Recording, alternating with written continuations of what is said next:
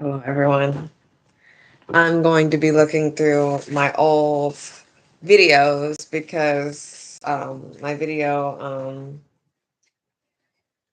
scripts, because I did talk about the Legend of Korra before, but I feel like I have evolved my thinking process enough from then to give you an update on how I feel about it currently. And though I do have some of the same opinions that I will share today, I personally feel like there are some things that I can elaborate on, either further explaining why I feel that way or disregard as something that I don't feel anymore. And if I'm not mistaken, it should be in here. Maybe I threw it away. Some things I throw away. Some of them I do throw away. I thought I had it. I have all of my scripts from when I talked about Merlin, when I talked about when I'm gonna talk about House of the Dragon. Because House of the Dragon um was bad. It was bad. And it tried to do something that Game of Thrones did without trying, and then they tried and then it didn't work. I have a lot. And also, by the way, I sound stuffy because I am stuffy. Having very bad allergies. So that's the situation right now. I have all my Kingdom Hearts. Like, honestly, I guess it's gone. Can't find it. I was gonna do it before I got My Hero Academia. Like, I've got Why I Hate Resident Evil 7, Merlin. Merlin was better than Game of Thrones. Um, Literally, I guess I threw it away. Resident Evil 0, like, review that I didn't do. Resident Evil 4 that I kind of did. I just did it in a live. I don't have it. I've got my anime unpopular opinions that I have yet to do. I guess I'm gonna have to do this off the cuff, and I didn't even look at my old video. I took it down. I'm not gonna put it back up, but what I may do is edit it to make it reflect more how I feel now. But I gave myself, if I couldn't find it in the first 5 minutes of the stream, it's just not happening, and I'm just gonna have to go down the list of characters like I do always. Yeah. Of all these pieces of paper, bro, not one of them have to do with the Legend of Korra. That's cool. It's not even, I don't even care. I don't even care. We'll get this out of the way. So, I uninstalled Apex Legends again just because I don't know. I don't know what I can do. It's just like I really want to succeed. I feel like I'm really good at the game. I don't know how to proceed without like a team that's always on when I'm on. And I have a job, so I have to like do the job and then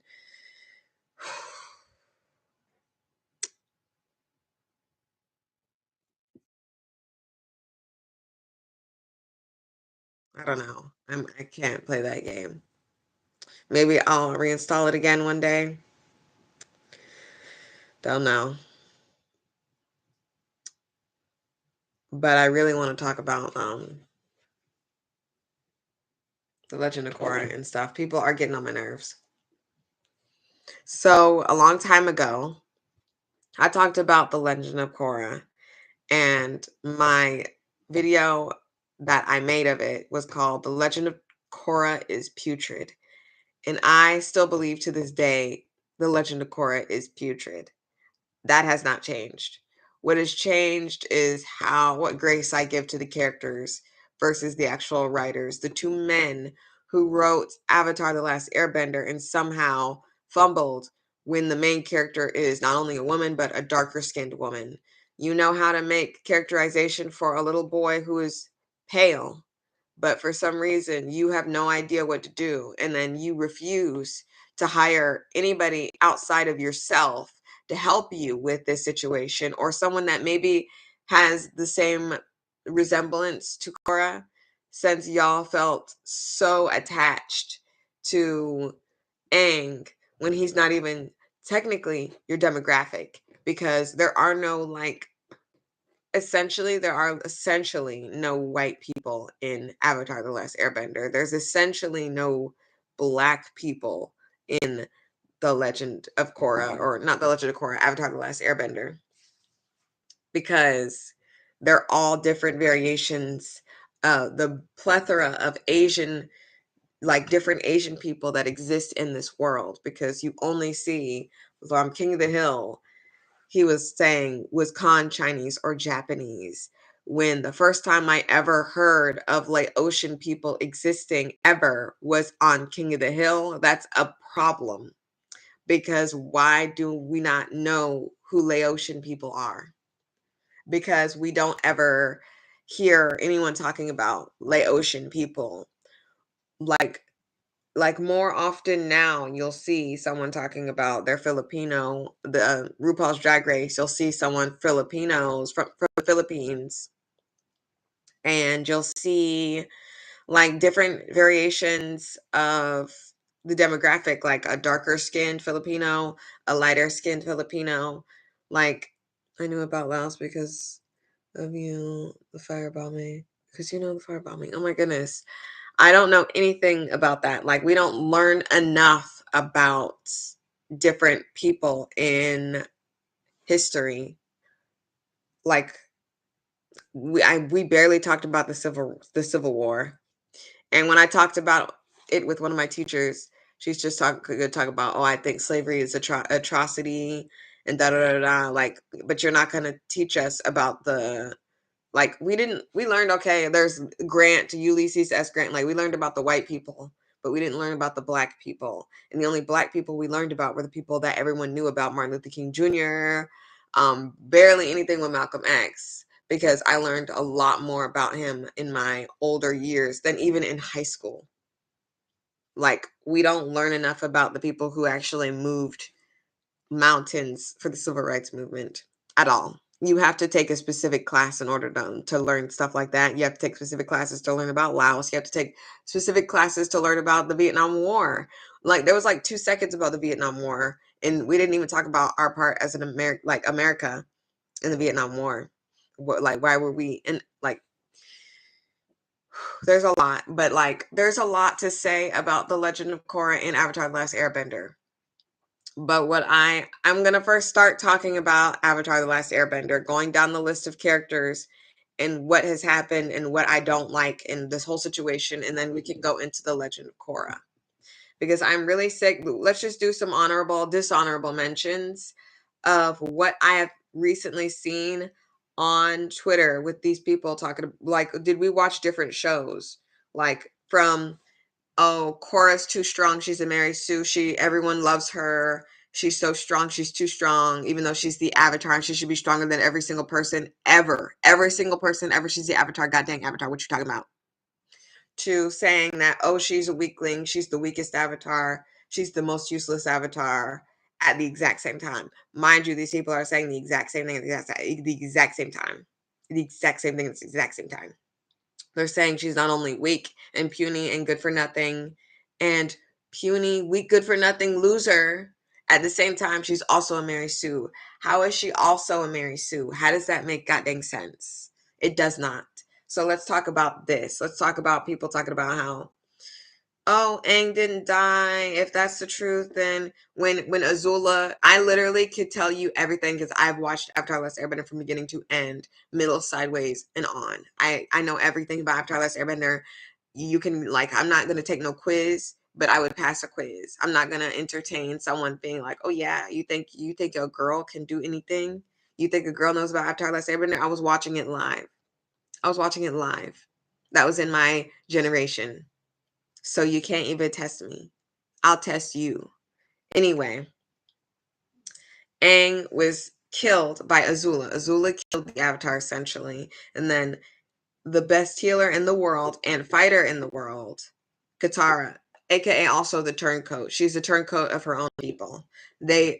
they kind of wrote someone who is a person that could actually exist. The funny thing about the fact that Katara is a turncoat is the fact that she could actually be a person, because there's a lot of turncoats in this society, in this world.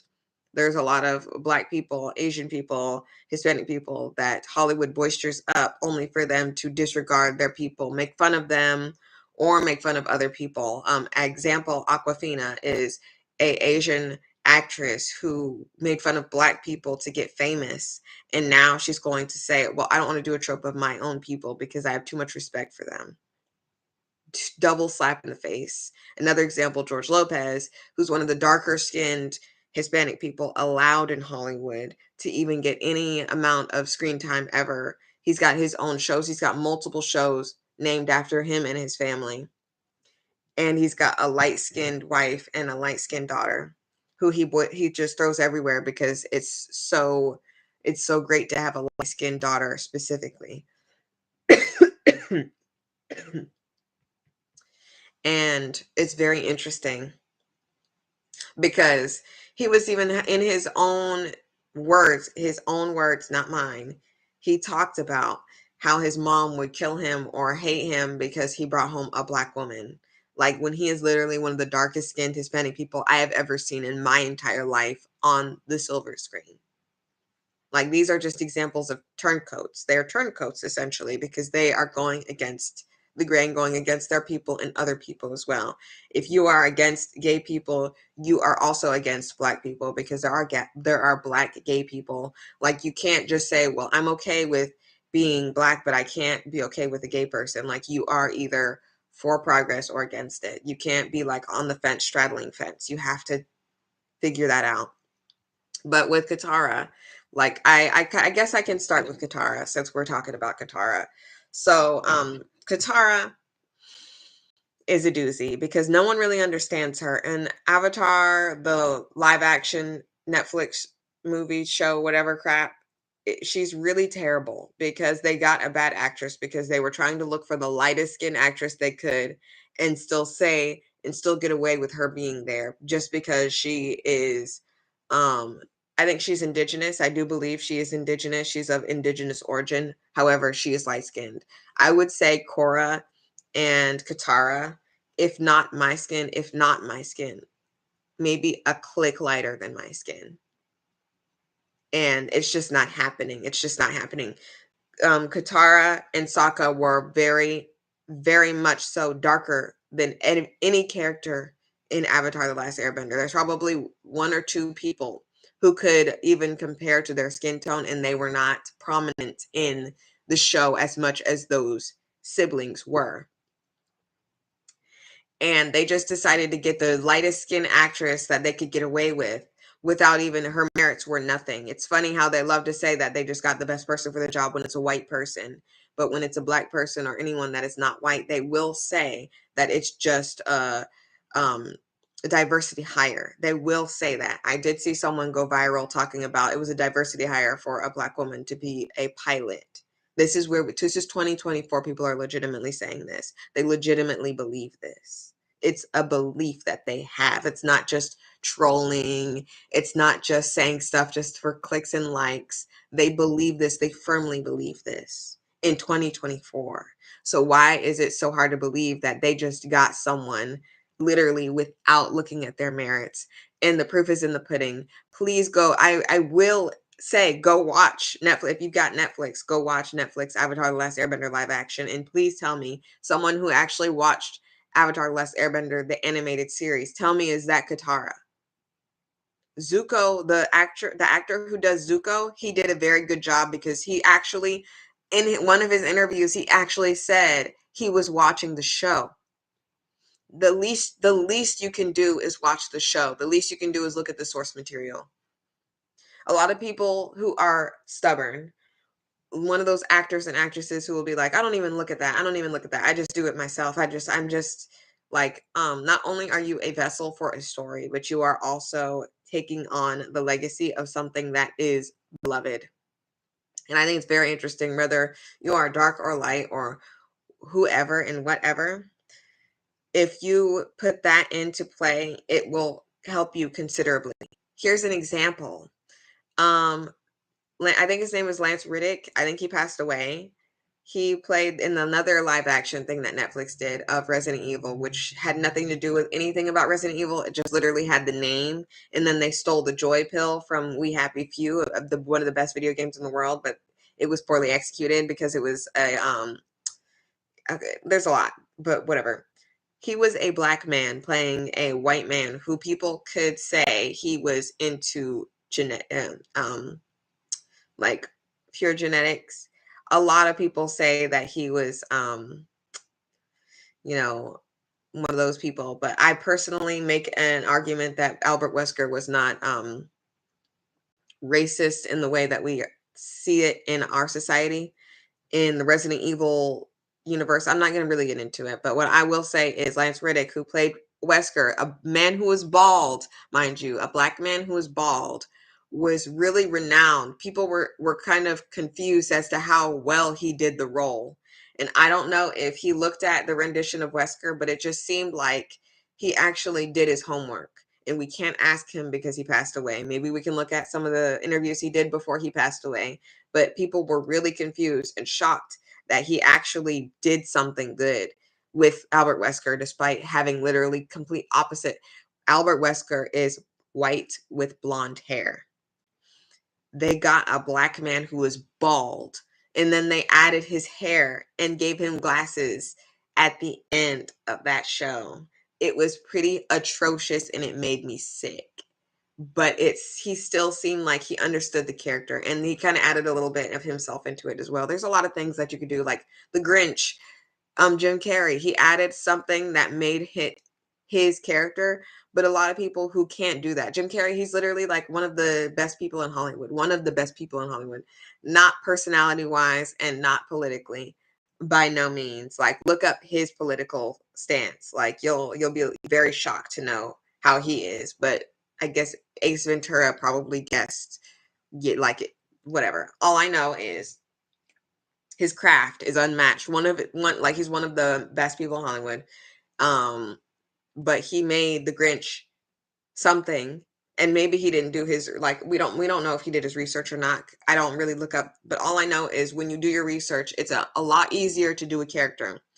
Going back to what I was talking about, Katara, one of the worst, like, if that's the best acting she's got, please stay out of Hollywood. And this is just the honest truth. I can't tell you, oh, you did so well, you did so good. You did horribly. You need to go back to the drawing board. More than anyone on this earth, you were the worst person in the show.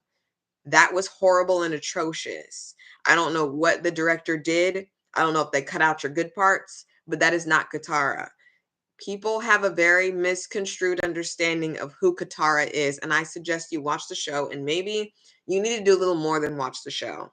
You need to have someone actually baby feed you this information, because a lot of people are under the assumption that Katara was just this swooning, wailing widow who did nothing, and she just so happened to beat patriarchy, like, and then she was done doing anything. And like I said, she is a very much so a turncoat, but she was also a child in war. She is very broken. No wonder she turned coat against her own people. Yes, her own people. Hama was her own people. And she made her be arrested for the rest of her life after she's already endured concentration camp type teas.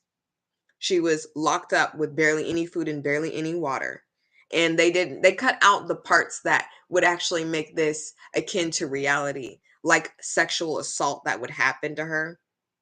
They didn't say that happened to her, but that is implied because that is what happens during war. And they're going to let her get locked up away after all those years being in there, and her finally escaping after using a bending technique that she would have never opened up to her mind if not for the fact she was locked up. Yes, Katara is a turncoat. I really want to drive that home before I start talking about her, because I'm going to do a lot of defending of Katara and her character. She made mistakes, but a lot of the time, a lot of people kind of make, every time I see a stupid, oh, who do you like better? Or who's the best what? They pick Katara last. Who do you want to go to the carnival with? And Katara is always picked last because you guys don't understand Katara. She was she was fighting against the patriarchy alone. Alone. Toph didn't come till later, and Toph and Katara were not like best friends when I first met. They were actually butting heads like crazy because Toph it was a tomboy who got along more with the boys, isolating Katara more. Already like the fandom that claims to like this show, when you give more grace to the little boy, who I'm not saying it's his fault, and that's another thing that I saw. A lot of people were blaming Aang for genocide. I blame Aang for not killing the man who was continuing the legacy of genocide. I do. But I don't blame him for the genocide happening. That was Avatar Roku's fault, and he admits it in the show that y'all claim to have seen. People are literally giving you scenes. You are literally saying crap that is contrary to the actual scenes that you are referring to. People are saying Aang is the one that's at fault, defending Korra for people saying that Korra's weak. It's a lot of Aang versus Korra situation. When, yeah, we can do the who's better avatar, whatnot, but we can only say definitively that we've seen Aang grow. We've seen Korra grow, but Korra was older than Aang. So a lot of people are giving grace to Aang because he's younger, because he was also over 100 years old technically. But going back to Katara, she isn't just a motherly role. That is what they give to her. And there's nothing wrong with being motherly. Mothers are strong. But what I'm saying, socially, people don't believe in mother strength. They just don't. They see father strength, mother nurturing. That is what it is in society. That's not my take on it, but that is what society has in store. All right.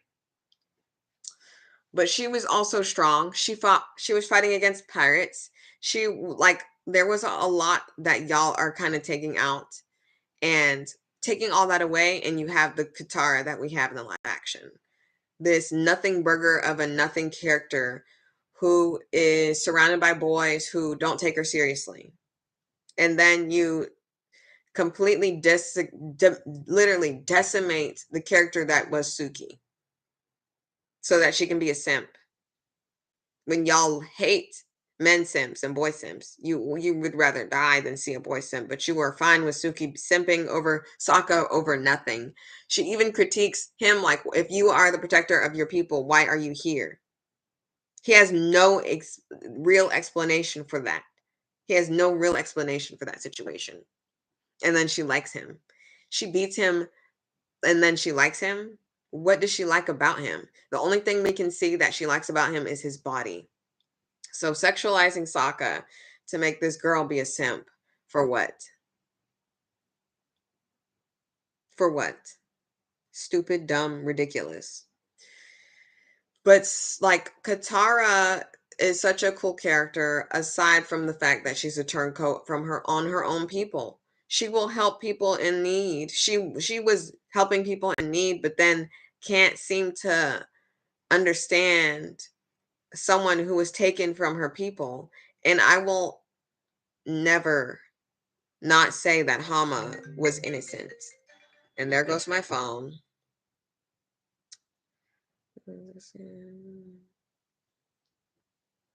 Mm.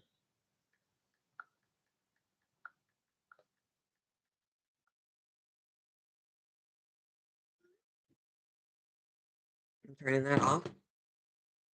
But so, all in all, I'm sick of people being mean about Katara. I'm so sick of people being mean about Katara because she doesn't deserve the hate she gets. And it's like, we can go into how colorism and misogyny, basically misogynoir, even though she's not black. It's just colorism because literally lighter skinned characters are given more grace. Here's an example. Zuko and Jet. Jet was darker skinned, clearly. He was clearly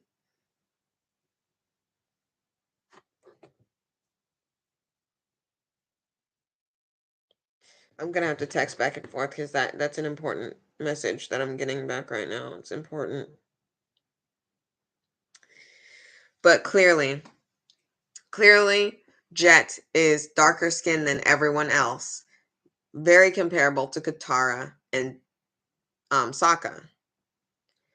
But Jet, everyone's like, yeah, Jet was bad. Jet was trying to hurt. Oh, he was trying to hurt this. Oh, poor little old man. That's a colonizer that took your home. That took your place. Poor all these people who have displaced you, and that's over now. No one saw the displacement, but they see the colonizers and the settlers. They see them settlers. They call them settlers because settlers is something that sounds like, oh, we just settled here. We didn't lift a finger to do anything. We just settled here. When in actuality, no, you didn't just settle here. You took somebody's home. And no one wants to talk about that. But for some reason, Jet, a person who was affected by war, someone who lost his parents to war and fire, gets a far less grace, and then he deserves to die by the main creators of the show. He was by design set and destined to die because he had too much anger in him. He couldn't be saved. He couldn't be saved. And what did he need saving from? Being upset that his family died. Being upset that there were colonizers in his home. While, on the other hand, Zuko, a lighter-skinned individual, clearly lighter-skinned individual, imperialist, he is an imperialist. Because he becomes the new Fire Lord. If he wanted to actually do some good, he would have abolished the whole Fire Lord situation. He should have. Instead of telling, oh, Aang, if I be as bad as my daddy, he'd kill me. That's what he said in the comic. Try me. Come test me. Instead of saying that to Aang when he knew clearly good and well that Aang would never kill him. He knew good and well Aang would never kill him. He didn't kill his father, who was one of the people who continued to like, he knew it was not going to happen, so he just said that, made it that so that I feel better about being Fire Lord. I feel so much better about being Fire Lord now. For what? For no reason, because why do you feel better about being goddamn Fire Lord? Abolish it. You've got the power, but you won't because you would rather have power. You would rather have power, and you got to admit that. He is redeemable. This man is redeemable, even though he's continuing the same cycle. It doesn't matter. And in the comic, it talks about how the colonization situation happens. Too little, too late. You should have did that in the show. I don't care about no goddamn comic. I don't. I'm not reading that comic. I only know about the comic because I've seen people talk about the comic. I'm not reading that comic. I watched the show, and I'm not going to not watch the show.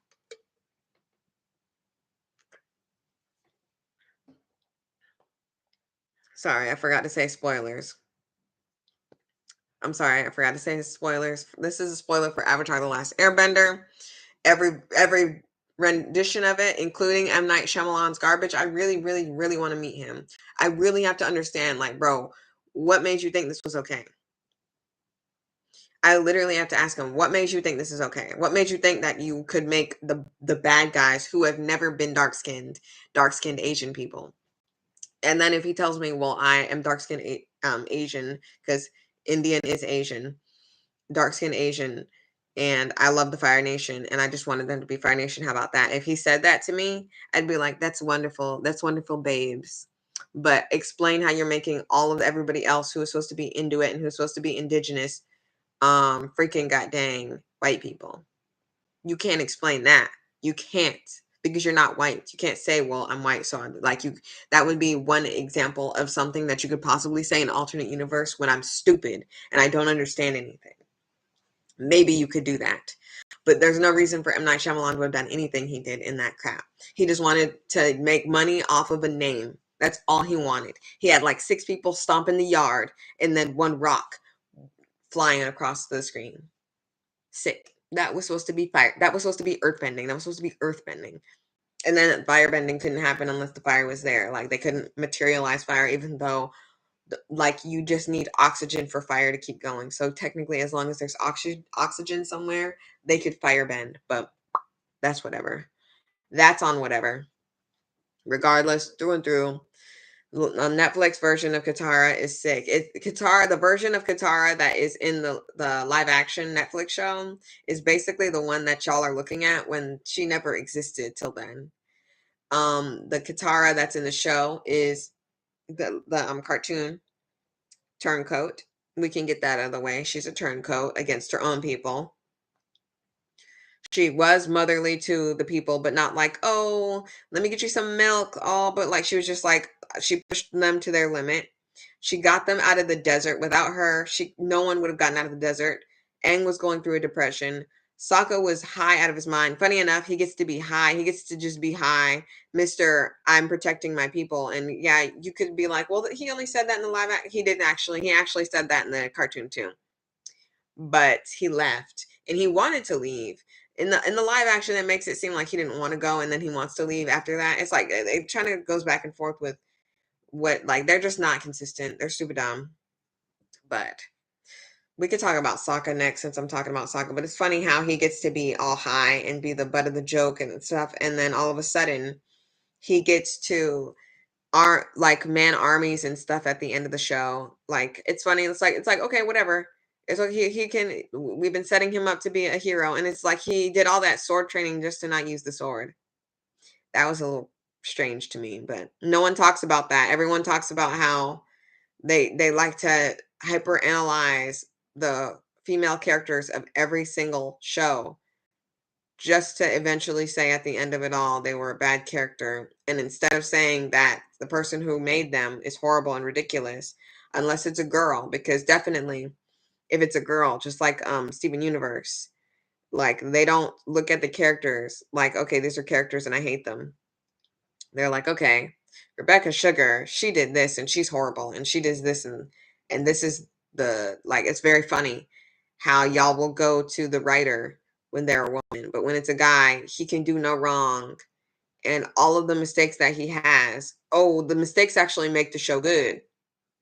And I'm not going to say who I may say it. I may say it. I may hint at who I'm talking about, but just know that, like, there's a famous author who every time, even if he makes a mistake, it's like, oh, that's all according to his plan.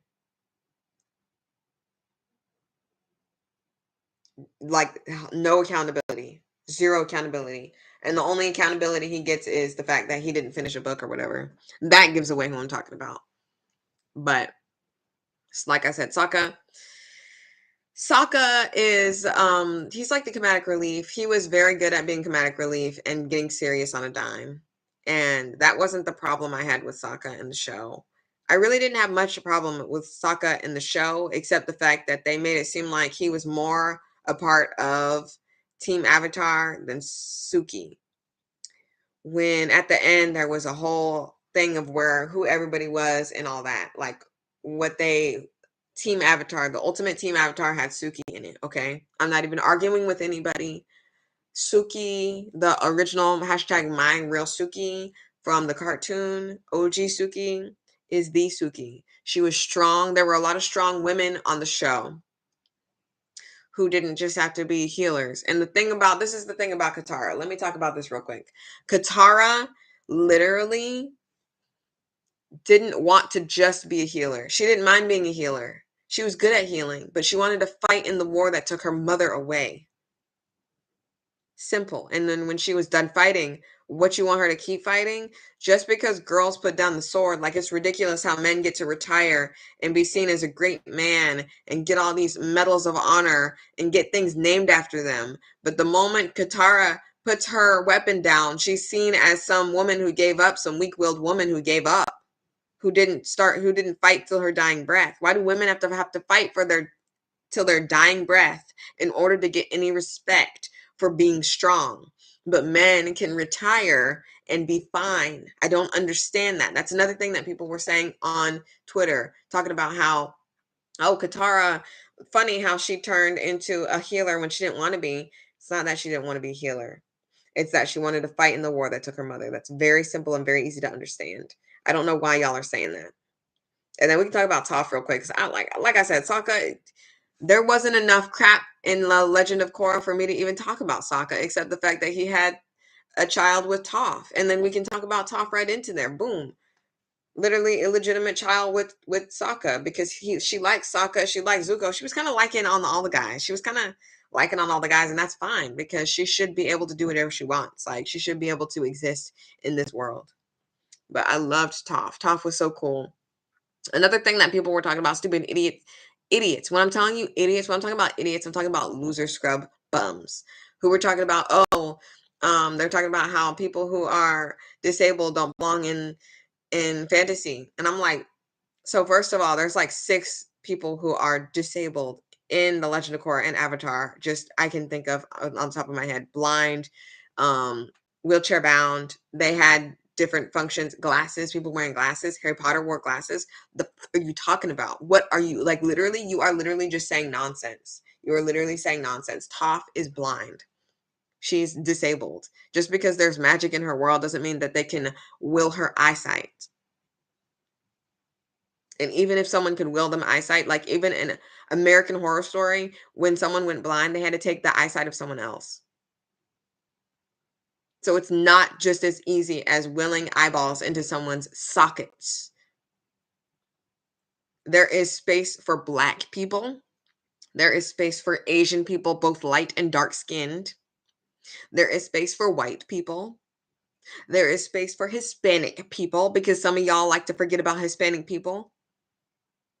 There is space for every single person you can think of, disabled or not, trans or not, in a magical world.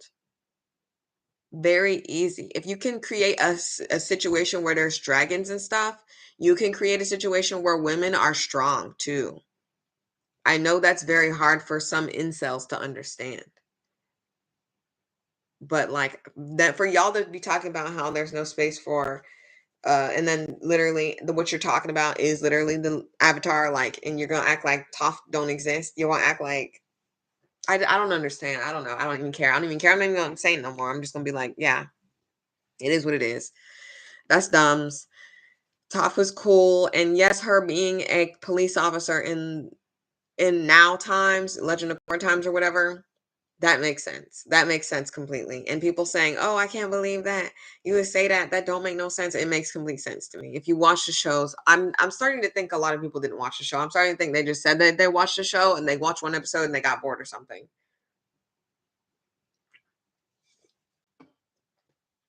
But like the way y'all saying stuff, it just don't sound like you watched it a day in your life, because Toph had no structure in her life. For her to become someone who is like, well, yeah, I get to control what happens, especially since she was a child who was within the war. You think that she thinks just like she's very powerful. Why wouldn't someone with power and who was on the right side of history not all of a sudden think that they are the arbiter of who gets to walk the streets freely and not? She also was the only person there with the last name Beifong. She was wealthy. What is wrong with you? What are you talking about? What are you talking about? Regardless, Toph, to me, I liked Toph. Toph was cool. I kind of didn't like the fact that they were putting girl against girl. It would have been nice to see the girls get along, but it's usually what they do in animation, and this is what made it cool at the time. Is when the girls are together, it's like girls versus guys always. From I Love Lucy black and white days to the 2000s. That is the archetypes that we get. We get the men versus women, and it's really getting old. It was old when I Love Lucy was doing it, to me, in my personal opinion. It was just disgusting. The way that they were like, oh yeah, women don't do nothing all day. You just eat bonbons and watch TV, and then they actually have to do stuff, and then they actually have to go to work. They're like, oh no, no, no, no, no. Oh, and it turns out everything was fine. Turns out I'll respect you. And then at the end of the episode, they still don't like their wives. They still don't care about women. Like at the end, it's all back to where it was. What's the point? Stop. So when Katara and Toph got into an argument, it kind of was more like the guys were still banding together and the girls were fighting. It usually isn't the guys are fighting, except I could say that that's not true because Naruto, the guys were fighting. But there are some aspects in which the guys are fighting, but they're not together. Like Sesshomaru and Inuyasha are like half siblings, and they fought, but he was never a part of Team Inuyasha. And y'all know who I'm talking about if you watch that anime. But there's just some most of the time when the guys are arguing, it's because they're not in a group together. Like it's because they're like they just have to work together for certain situations, or they have to be in the vicinity of each other, or they're fighting. But it's not like they're interloped in this group.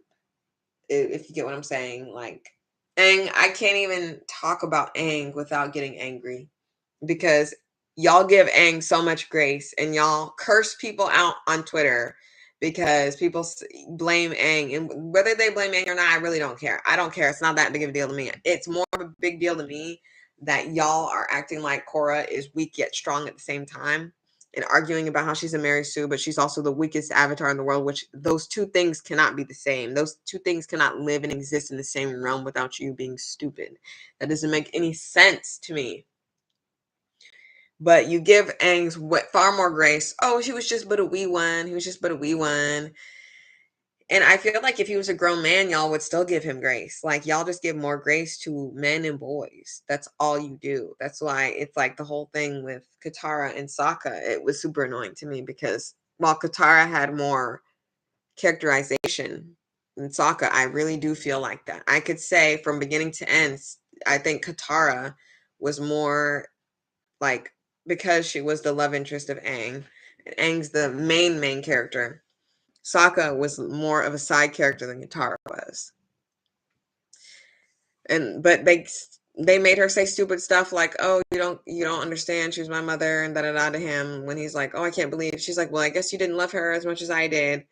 When yes, that's a stupid thing to say, but she's a child. You give her less grace, even though she's a child, but you give Aang more grace because he's a child. You see how that doesn't make any sense? But I'm just getting winded. I'm just like, I can't even deal with this. I'm just all this gets super angry. Like I would love to go live when I have these thoughts in my head because right now I'm just thinking about, ugh, I don't even want to think about this anymore because it's super annoying to see every day. But I'll just get through a Legend of Korra real quick, and maybe at like an hour I'll be done.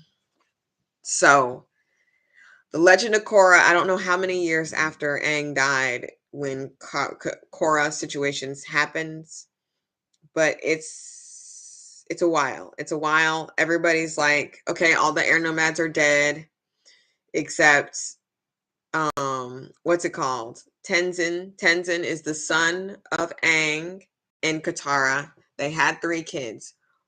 Tenzin, I think her name's Kira, if I'm not mistaken. She's a waterbender. And Bumi, who has nothing, which makes no sense because Aang was the avatar, so he had some strong, like if anything, he would have had 2 airbenders and 1 waterbender. It would have made more sense to have at least a waterbender than a nothing bender. But whatever, right? Whatever. Even though in the comic or in whatever they made with what they were gonna do was show Aang's parents, they were both airbenders, air nomads, and whether or not they actually could bend it because you can be born in the air nomads. You can be born into the air nomads and not have airbending, I guess. But it just seems to me that everybody in their generation had something. And maybe it's because Katara's mom was not a waterbender. She was not. And she died because she said she was. And they didn't ask her to prove it before they probably assaulted her and killed her. But I guess you could say Boomy got that from the fact that Katara's mom and father had no bending ability because her father didn't either.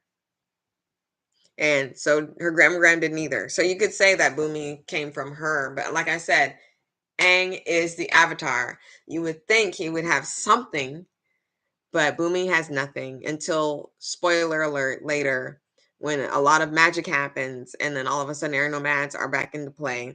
When, yes, one could say that that makes sense. And I personally didn't like it. I personally felt like that took away from the fact that genocide takes from people's cultures. It kind of was like, oh, well, even though genocide happened, we just magicked more airbenders into the world.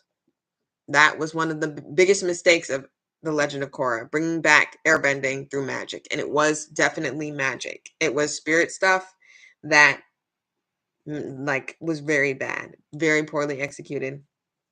I can't see a good outcome ever coming from bringing back a culture that was destroyed by genocide when that can't happen in real life. And one could be like, "Oh, you just da da da da da. When do you want escapism?" You can't be talking about escapism when your main focus of the show that you are sequelizing had to do with someone's genocide. You cannot. You simply cannot. That's why I didn't understand how Merlin, the TV show, was supposed to be for kids and everyone. Like, especially like they were trying to take the blood, gore, and sex and everything out of the show. It made it very bland. It made it very dumb. It didn't make no sense. And then even though genocide was happening, every episode we're supposed to think that keeping Uther alive is better than killing him instantly when he's continuously still killing people and persecuting innocent people for something they can't change.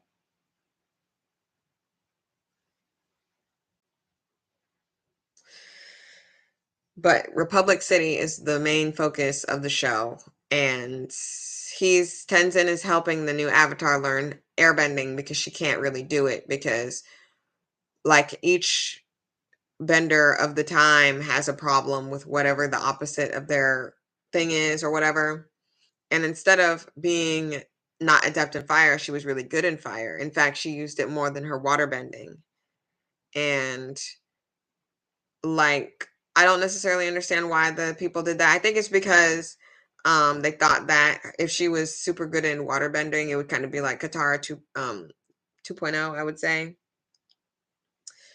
But I understand why. I understand. I completely understand why they gave her fire because I don't know. And another thing is that they don't really help the fact that she was treated so poorly by the fandom.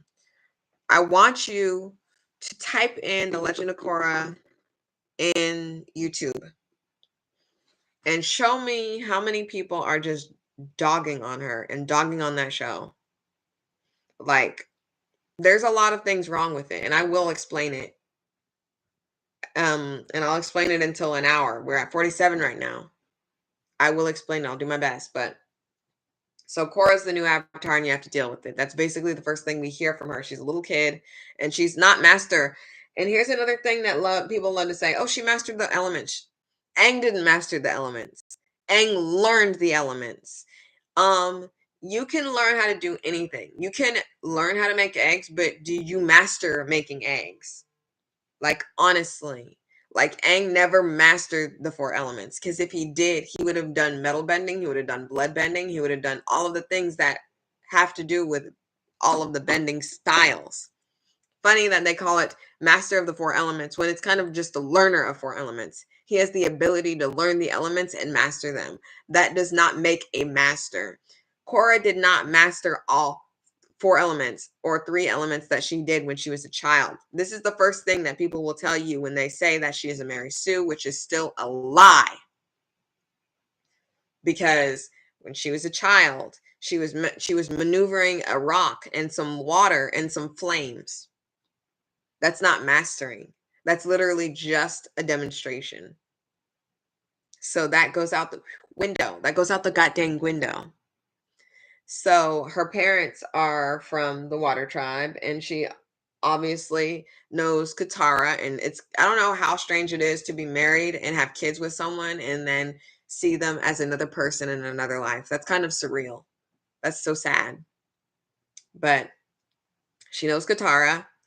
She was like, "Oh, she's so powerful. She's so strong." She's like, "You can go to Republic City, do this, that, and the other." She gets to Republic City, and it's funny how she doesn't have any stability. She kind of just walks in there, and like people are like, "Oh, everyone loves her." She literally gets stopped by the police and arrested like her first day in Republic City. So that's really funny how people love to talk about how beloved she is when she literally isn't. Not even in the first season. So that goes out the window of being a Mary Sue as well. And she gets arrested by Toph's daughter, one of Toph's daughters. Lin Bei Fong, I don't know. I can't remember what their names are because I did not like The Legend of Korra. I'm getting a message. Uh Hold on. But literally she gets arrested by Toph's daughter and she's like, "Oh my goodness, you're Toph's daughter. Oh my gosh." And she's like, "Oh, just because you're Avatar doesn't mean I'm gonna treat you like a," and then craziest thing is she had a relationship with Tenzin before he got with Hama, his wife, who he's got like 3 or 4 kids with. He will not stop having babies because I guess it's his job to make the air nomads all over again, which should have been his job. Okay? Like I'm not saying what should have been his job, like, oh, once it's just 2 people, they need to like have whatever happen, okay, dude, whatever. We try to preserve, we try to keep things, but like if we can't, that it is what it is, time's gonna go on, and it's like, okay. But making just a bunch of people become air people was horrible. That was the one of the worst things they ever did on that show. Here's another one of the worst things they've ever did. The love triangle. This is what I talked about in my video. The love triangle is the biggest thing that I talked about because it's the worst thing in the show. You should have started with Korra liking Asami. She should have been her girlfriend the entire time. No on and off again nonsense. Stop with this on and off again. I don't want to hear that. If I wanted to hear an on and off again like show crap garbage, I would look at anything else in the universe. Look at Friends. This is not Friends. This is Avatar driven. All right. So get that crap garbage out of my goddamn show. Thanks. The love triangle was garbage. Why did they do that? Why are 2 men, 2 whole grown men, making this show with a girl liking a boy who is the brother of another boy who she kisses, and then the boy sees it? So she meets these 2 guys who are street urchins and are homeless, and their parents died, and they've been on the street, and they've been in gangs, and they've been in stuff, but they know their grandma. They know their grandma. They know their grandma, though. We learned that they know their grandma. Well, they know their grandma now. Regardless, she's alive. You did not have to be on the streets. But then it's like, okay, they didn't know she was alive. Whatever. I don't care. I don't care that whole crap. The whole show makes me sick. I told you, The Legend of Korra is putrid, but it's not Korra's fault. It's the 2 grown men who made the show. No one's talking about that. Y'all talk about D&D when it comes to Game of Thrones. Y'all know whose fault that is, and you give it grace because you have more respect for George R. R. Martin than you do for Dumb and Dumber. But you're not going to go to Dumb and Dumber, the actual people against Avatar: Last Airbender, who made Avatar: Last Airbender, made The Legend of Korra, and they couldn't make no love triangle actually work. When I don't care about love triangles, I hate them. They make me sick unless the love triangle is going to result in actual, like, I don't know, thruple situation. There is really nothing you can do to it that we haven't already seen 10 billion trillion gazillion times.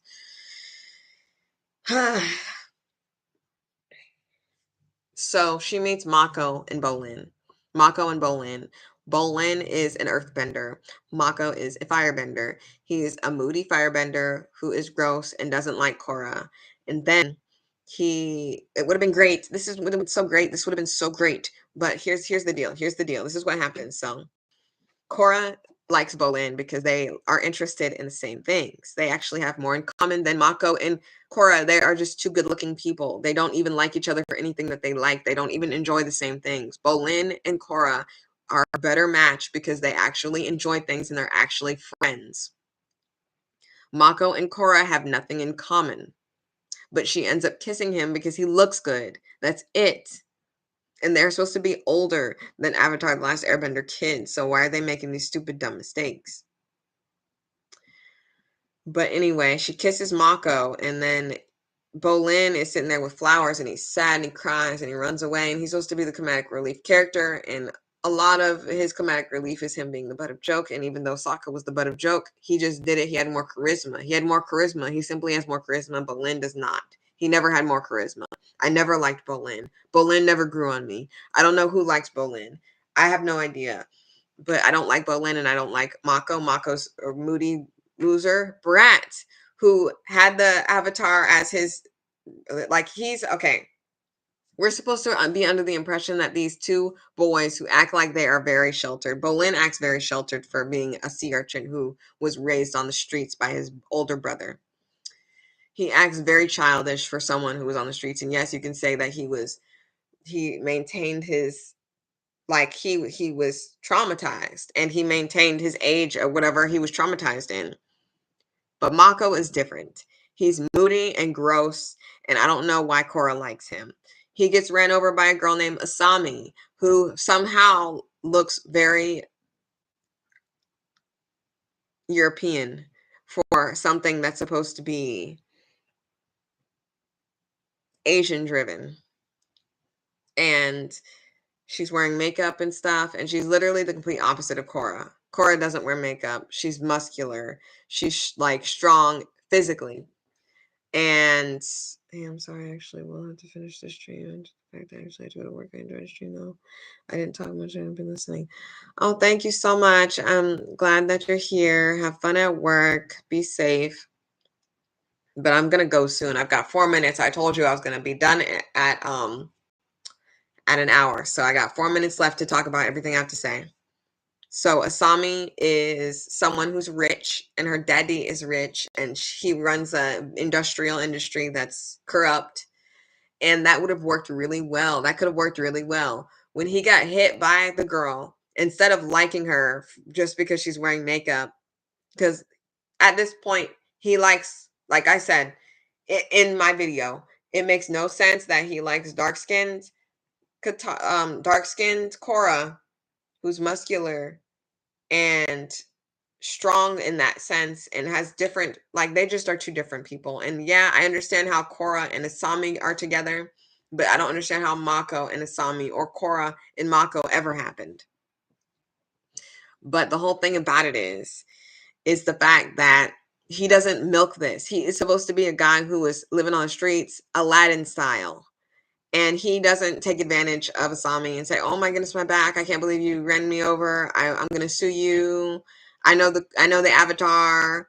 Make him uh uh someone who." They did that later. They did that later, and then they made it seem like Mako was a person who did that when he met the little boy who did stuff like that, Aladdin. What he wanted to be, what they should have done, was put Mako and Bolin's character together.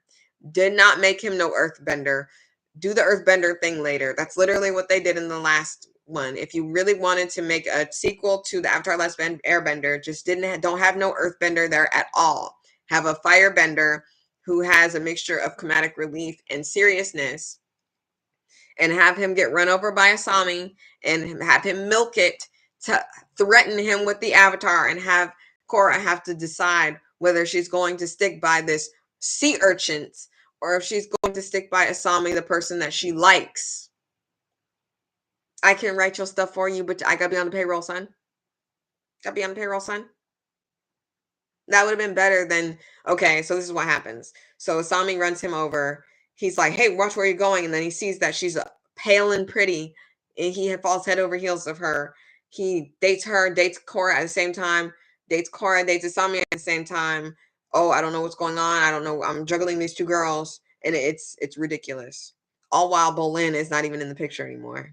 He's talking to another girl named Opal, who is the daughter of one of Toph's other kids, who people assume was Sokka's child, even though none of them do waterbending, which would have been really interesting if Lin was actually a waterbender, not an earthbender.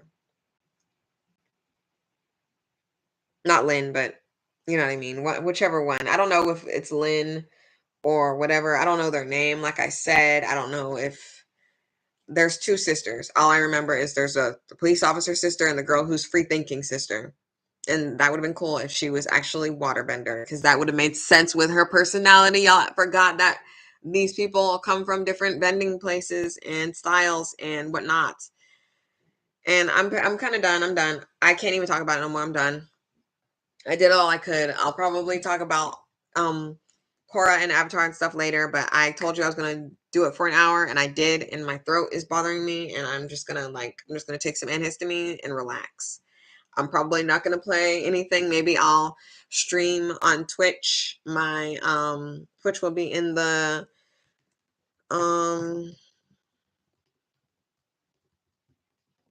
Right there. The Princess of Darkness. That is my Twitch. So check that out. I might go live and play like Wizard 101 or something. But I'm so done. If you like Legend of Korra, please let me know what you thought. What do you think of Avatar Last Airbender? Do you think Katara is a turncoat? She clearly is. But if you don't, please let me know. We can talk about it in the comments. Subscribe, like, share. Done.